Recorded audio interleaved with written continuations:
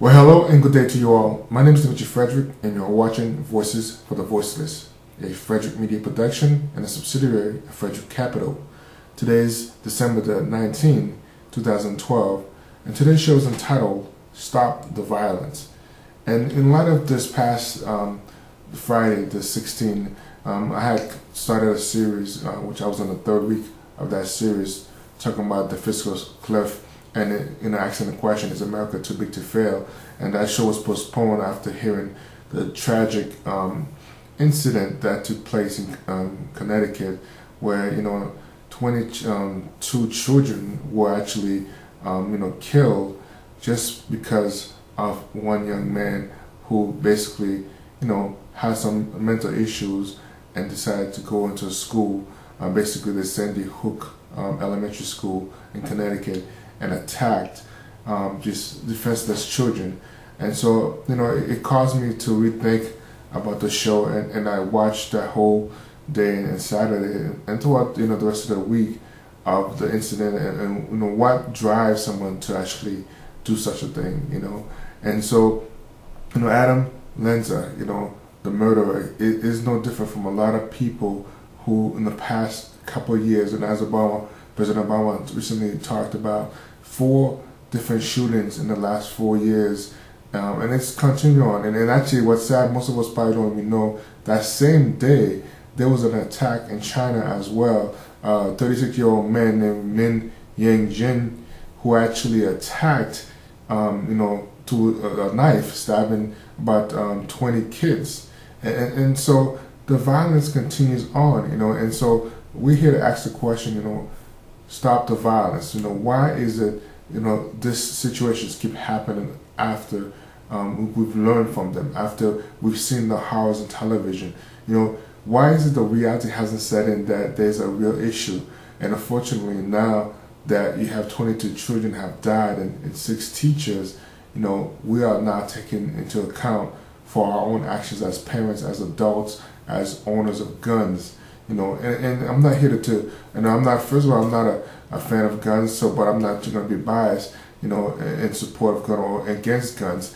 But we're talking about taking responsibility as human beings for one another to have these senseless killings to come to an end, and finding some solutions to these automatic weapons that people are having, and just going out of malls, going out to daycare centers, places that people frequently in peace to actually, whether or not to celebrate, to worship, to come together, educate and learn, and you have these kind of attacks taking place. It's almost giving us that sense of ability to believe that there's no place that's safe, even in our own homes. And our home should always be the safest place that we could be from everything else that's going on around us on a day-to-day basis. And so, stop the violence really is going to look at that this is an ongoing issue in a global sense, and I think that attack in China the same day kind of proved that, this is our issue, like one of the stories that I heard from a CNN report about a father who talked to his daughter who had just asked a question recently. They discussed it, and sadly enough, he said, this is going to be 1 out of a million chances that this will happen to us in our town. And long before you know it, here it was in their backyard. So we cannot avoid and cannot close our minds, close our eyes, close our ears to the ideas that this could happen to us. There is no one else that's safe in their communities, in their towns, cities, to believe that, oh yeah, this is somebody else's issue that they have to deal with. All these issues are our problem, America's problem, and globally, the world's problems as children, finding themselves, instead of talking, communicating with the parents, taking up weapons to solve their problems, solve the anger. And in my book, Why Entrepreneurship, that I'm working on to finish, I state that this is not going to be over. School shootings will increase in the coming years as parents are laid off, as teenagers are getting more angrier, frustrated. People cannot find jobs. They've been promised that college education, and basically finding themselves being lied to. The system falling apart in front of them. So when you look at the fundamentals of what we believe in, it's starting to crack. That job security, that everything that we believe in hold true dear to our day-to-day living and why we work for a living for is coming to an end, and that's the reality of it. And so this is far from over. So looking at how do we solve these problems, how do we get our children to communicate, look at the amount of distraction, the sex symbols, all these things play into from the music about gang violence, shooting up, drive-by shooting, all these things that's taking place the last 10 to 20 years, they kind of manifesting themselves now into reality from the games, the violence, the shoot 'em up video games that's popular today. They become more reality based than ever before. I may, as a business person, as a graphic person, as a IT person, I love technology, I love sci-fi, I love science, and I love seeing animation becoming so real. But in the minds of these young children, I think it's becoming too real, and to solve that problem and just shoot them up and go out and attack somebody. So throughout this whole deal, looking at the different issues, the different topics of conversation that's been taking place, and there's a whole issue about gun control. How do we solve this whole problem of people getting access to guns, screening, and it's a conflict with the NRA, which we'll talk about in a second. But one of the things someone just recently sent to me in a text message, which I'm going to read to you, is, this is some post that was put on Facebook. And I thought it was interesting. I just want to share a few lines with you. It talks about in 1911, Turkey established gun control. From 1915 to 1917, 1.5 million Americans unable to defend themselves were rounded up and exterminated. Germany established gun control in 1938, and from 1939 to 1945, a total of 13 million Jews and others who were unable to defend themselves were rounded up and exterminated. Now, this goes on Facebook, and this is the things that people are posting as if that kind of explains why we need to have control over our rights to bear arms. To say the least, that was a constitutional, policy that at the time served its purpose. It served the purpose for us to survive as an American institution at the time that was just getting established to defend ourselves from the British. Far from it today that we are being attacked from the British. Today, America is known as the first most powerful world power ever before created. And so the needs for us to continue fighting and to continue to bear arms was a privilege at the time, but it's a philosophy that has long passed. And so we're still holding on to something that doesn't even exist, that doesn't even serve a purpose today.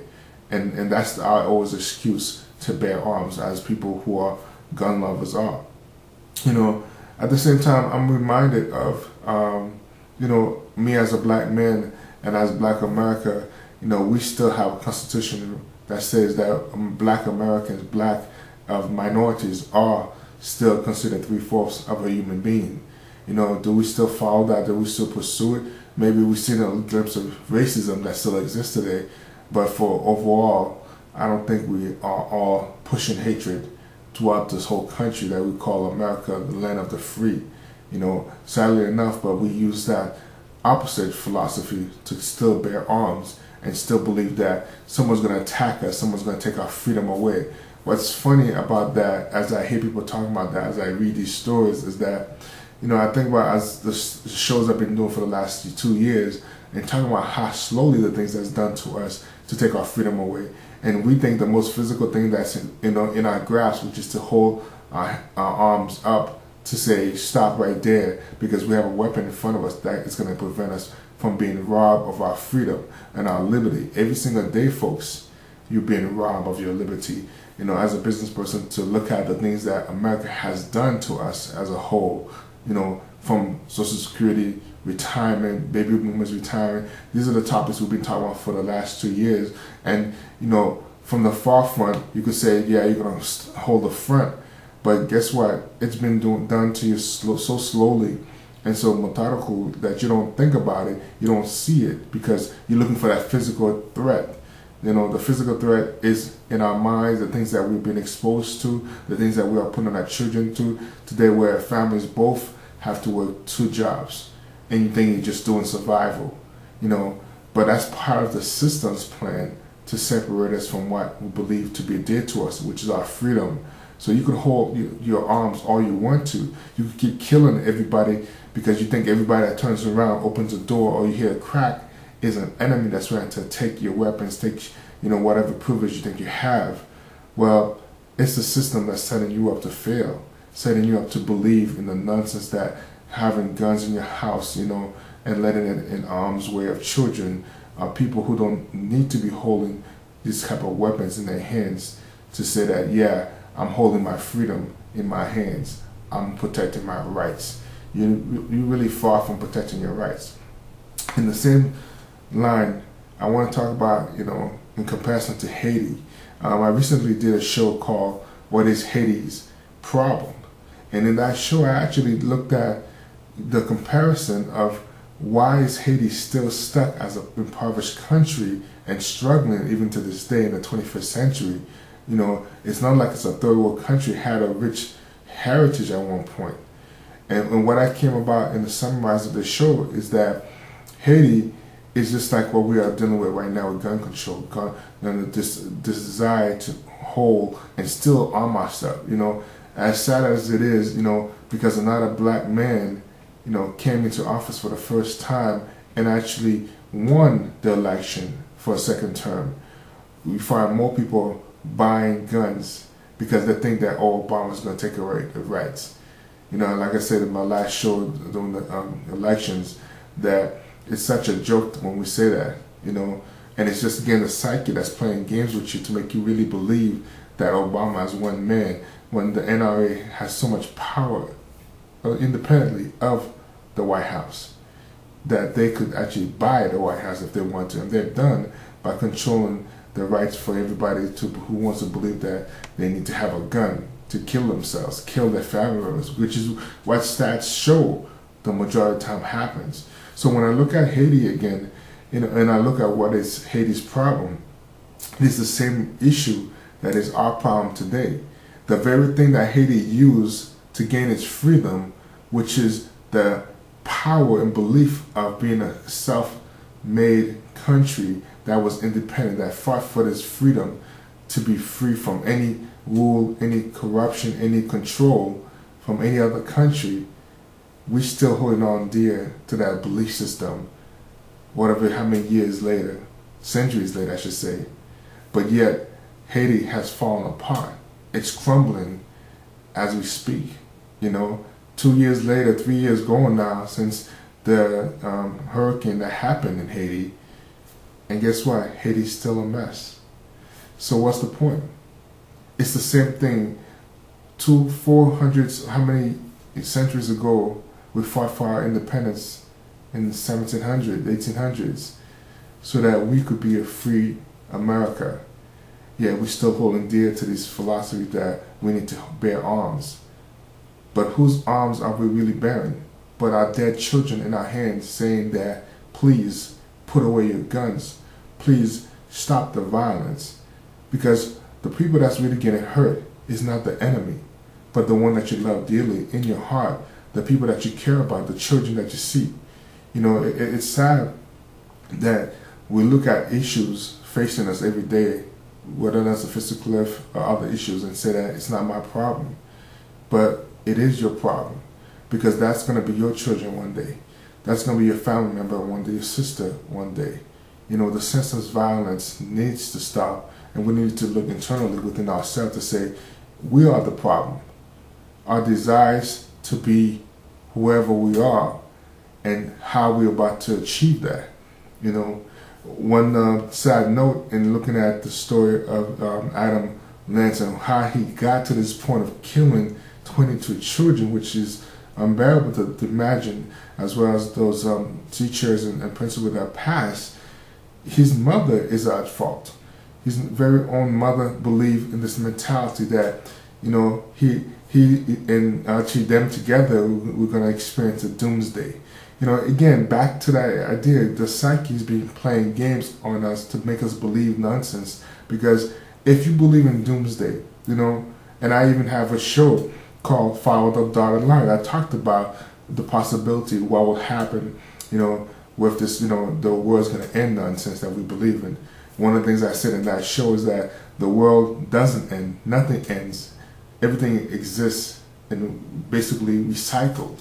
And so if you're talking about doomsday, you're carrying weapons, arming yourself in your house with a child that has some mental difficulties, why in the world would you still be arming yourself? Because you think you're going to survive a doomsday attack? We're all, putting bomb shelters everywhere. We're all getting food everywhere, preparing for end of the world. So regardless of end of the world, how are you going to rebuild humanity when you're standing there killing humanity every single time because you're threatening that someone's going to take from you what you worked so hard for? It's time that we come together as one nation, one country, one people, one humanity, one race to fight for something, the human race. And that's what I ask of you when you look at this show, when you look at going forward, and the decisions that will be made in controlling the amount of automatic weapon guns, automatic, semi-automatic machine guns that's out there. Is it necessary? Can we call it a truce and peace and use our minds, use our heads to work for a common purpose instead of just killing and just pulling the trigger to solve our problems? Gun control is always in the wrong hands. It's not in the hands of those who needs to be defended, but those who become the victim of gun violence, accidental shooting all the time. And it will continue to go on until we say that is not necessary, to kill a life. That's all a bullet is there for. It's hardly, if you're an untrained person especially, to think rationally, even if you're trained, to shoot someone without really killing them. And that's what is the bullet's purpose, to attempt to kill someone and take away their life. So is that your purpose for having a gun? Or is it just to defend and threaten someone from coming closer to putting harms into your family? That may be your intention, but there's always an innocent life that's taken first before you ever come to a conclusion whether or not that person is there to threaten your life, to take away from your family. The NRA right now is very quiet. Do we really need any more semi-automatic weapons? But to the NRA, it doesn't matter. They have to sell because they're a business. If this violence has stopped, they have to give away guns just like we do to other countries to start a war, to get people to buy more. Just like right now, there's that mentality to believe that, gun control is going to get strict, so let's keep buying more weapons, as if it's going to solve our problems. It doesn't. So this brings me to the conclusion of today's show. I really believe entrepreneurship is the answer. And the reason I believe it's the answer because it's not the end-all to every answer, but I really believe it has a bigger purpose that could solve a lot of our problem. Because I believe in the freedom to create time freedom. And that's what entrepreneurship does. The ability to homeschool your children, to invest in your ability with the time freedom to self-educate if you wanted to provide that education, to provide a better quality of life, a better environment. Not every environment is perfect, even though a small town like Newtown, Connecticut was attacked.